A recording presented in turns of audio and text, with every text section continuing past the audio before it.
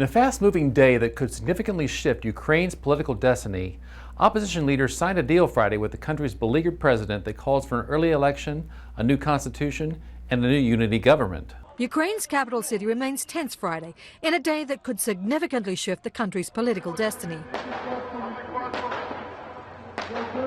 Shots were heard again in central Kiev after the deadliest violence in Ukraine's post-Soviet history left scores dead and hundreds wounded. Opposition leaders signed a deal with the country's beleaguered president, Viktor Yanukovych, that called for an early election, a new constitution and a unity government. But one by one, protesters took to a stage on Independence Square to say they're not happy and they didn't get what they wanted. We are not satisfied. It would have been sufficient last week, but now, after those deaths, it should be resignation and then prison, or an early ballot and then prison. No other way. It's far from clear that the thousands of protesters camped out will pack up and go home.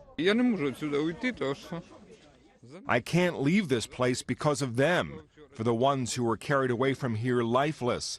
Now I'm coming here and there is no way back to just sitting in front of the television. European foreign ministers spent 2 days and all night trying to negotiate an end to the months-long standoff, prompted when Yanukovych aborted a pact with the European Union in favor of close ties with Russia instead.